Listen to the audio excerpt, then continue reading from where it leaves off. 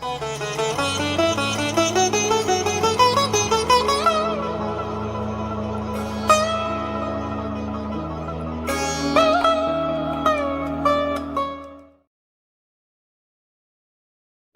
ಬ್ರಾಹ್ಮಣರಿಗೆ ಜನಿವಾರ ಮೊದಲೆಲ್ಲ ವರ್ಗಕ್ಕೂ ಜನಿವಾರ ಇತ್ತು, ಬೇರೆ ಬೇರೆ ಜನಿವಾರ, ನೂಲಿನ ಜನಿವಾರ, ತೊಗಟೆ ಜನಿವಾರ ಹೀಗೆಲ್ಲ ಇತ್ತು.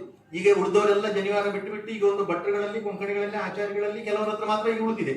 ಉಳಿದ ಅರ್ಧ ಜನಿವಾರ ಇಲ್ಲ, ಅದು ಎಡದ ಹೆಗಲಲ್ಲಿ ಇರ್ತದೆ. ಯಜ್ಞೋಪವೀತ ಹೆಗಲಲ್ಲಿ ಇರ್ತದೆ. ವಸ್ತ್ರಾಭಾವಿ ಚತುರ್ಥಕಂ ಅಂತ ಉಂಟು. ಒಂದು ಜನಿವಾರ ಅವನತ್ರ ಇರ್ತದೆ ಹೆಗಲಲ್ಲಿ. ಎರಡನೇ ಜನಿವಾರ ಹಾಕ್ತಾರೆ ಮದುವೆ ಸಂದರ್ಭದಲ್ಲಿ.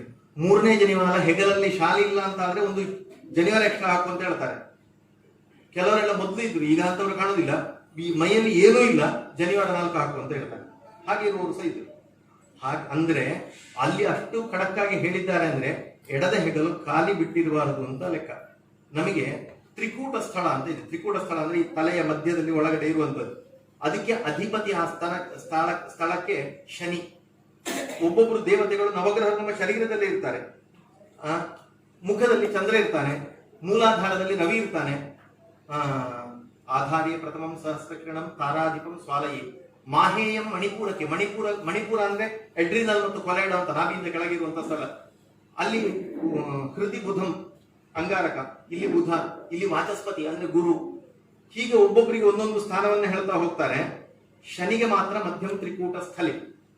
ದಿನಮಣೇಯ ಪುತ್ರಂ. ದಿನಮಣೇಯ ಪುತ್ರಂ ಅಂದ್ರೆ ಸೂರ್ಯನ ಮಗನನ್ನು ತ್ರಿಕೂಟ ಸ್ಥಳದಲ್ಲಿ ಅವನ ಸಾನ್ನಿಧ್ಯ ಇರುವಂತದ್ದು. ಲಲಿತಾ ಸಹಸ್ರನಾಮದಲ್ಲಿ ಬರಬೇಕಾದ್ರೆ ಆ ತ್ರಿಕೂಟ, ಮಧ್ಯಕೂಟ, ಸ್ವರೂಪಿಣಿ ಅಂತೆಲ್ಲ ಬರ್ತದೆ. 3 ಕೂಟಗಳು ಬಂದು ಸೇರುವಂತಹ ಸ್ಥಳ ಅದು. ಅದಕ್ಕೆ ಬೇಕಾದಂತಹ ನಾಡಿ ಏನಿದೆ, ಆ ನಾಡಿಗೆ ಪ್ರಚೋದನೆ ಕರೆಕ್ಟ್ ಆಗಿ ಆಧ್ಯಾತ್ಮದ ಪ್ರಚೋದನೆ ಸಿಗಬೇಕು. ಮತ್ತೆ ಈ ಮೇಲಿನ ಚಕ್ರಗಳು ಬಿಟ್ಟು ಕೆಳಗಿನ ಇದು ಕಾಮಾದಿಗಳು ಅವನಿಗೆ ಕಲ್ಪನೆ ಕೂಡ ಬರಬಾರ್ದು ಅನ್ನೋದಕ್ಕೋಸ್ಕರ ಅಲ್ಲಿ ಆ ನಾಡಿಯನ್ನ ಪ್ರೆಸ್ ಮಾಡಿದ ಹಾಗಾಗಬೇಕು ಅಂತ, ಅಲ್ಲಿ ಭಾರ ಎಂತ ಅದಿರ್ಬೇಕು ಅಂತ.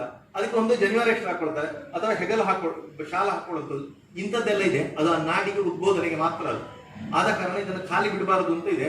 ಒಂದು ಬೈಲ ಸಂದರ್ಭಕ್ಕೆ ಬಾಡೋಣ ಅಂತ ಹೇಳಿ ಅದು ಎಂಟು ಮನಸ್ಸು ಬತ್ತಲೆಕ್ಕ ಈ ಏರಿಕೆ ಸುಮ್ಮನೆ ಕೂತ್ಕೊಳ್ಳಿ, ಈ ಗೋಡ ಲೆಕ್ಕ ಮಾಡ್ಕೊಳ್ಳಿ.